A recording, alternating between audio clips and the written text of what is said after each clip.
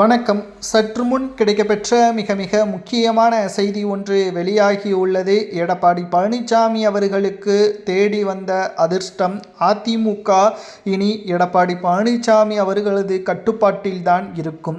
OPS அவர்கள் நேற்று முன்தினமே எடப்பாடி பழனிசாமி அவர்கள் எனது அன்பு அண்ணன் என்றும் அதிமுக ஒருங்கிணைந்து செயல்பட்டு திமுகவை வீழ்த்துவதற்கு நிச்சயம் நான் என்னுடைய முழுமையான ஆதரவுகளை அதிமுகவிற்கு கொடுப்பதற்கு தயாராக இருக்கிறேன். டிடிவி தினகரன் பாஜக நினைத்தால் என்னை மீண்டும் அதிமுகவில் இணைவதற்கு பேச்சுவார்த்தையை நடத்துவார்கள் என்பதை ஓபிஎஸ் அவர்கள் நேற்று முன்தினம் தெரிவித்திருந்தார்.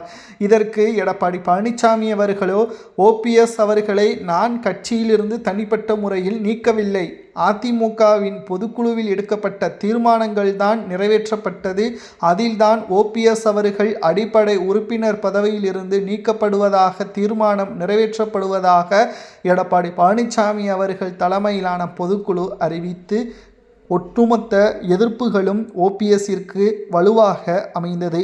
சரி, இப்பொழுது ஓபிஎஸ் அவர்கள் ஏன் அதிமுகவில் இணைய வேண்டும் என்று மிகவும் அழுத்தத்தை அதிமுகவின் நிர்வாகிகளுக்கும் பாஜகவிற்கும் கொடுக்கிறார். அவர் அதிமுகவில் இணையவில்லை என்றால் அவரது அடுத்த கட்ட நகர்வு என்ன, திமுகவா தாவைக்காவா என்று பார்க்கும் பொழுது ஓபிஎஸ் அவர்களை பொறுத்தளவிற்கு அதிமுக தான் அவருக்கு பாதுகாப்பான ஒரு கட்சி.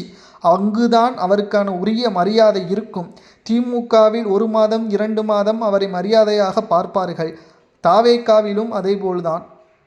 அதிமுகவில் இணைவதற்கு மிகப்பெரிய ஒரு தடையாக இருப்பது ஓபிஎஸ் அவர்கள் செய்த மிகப்பெரிய தவறு என்றால் நீதிமன்றத்தை நாடியதுதான்.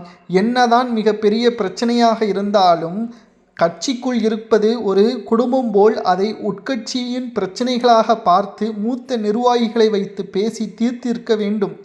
ஆனால் தங்களுக்கு சாதகமாக அதிமுகவை கைப்பற்ற வேண்டும் என்று நினைத்து ஓபிஎஸ் அவர்கள் நீதிமன்றத்தை நாடி தற்பொழுது அதிமுகவில் ஒட்டுமொத்தமாக தனது அதிகாரத்தை இழந்து ஓபிஎஸ் அவர்களது தளபதியாக இருந்த வைத்திலிங்கம் மனோஜ் பாண்டியன் திமுகவில் இணைந்த பிறகு உண்மை என்னவென்று என்பதை இப்பொழுதுதான் புரிந்துள்ளார்.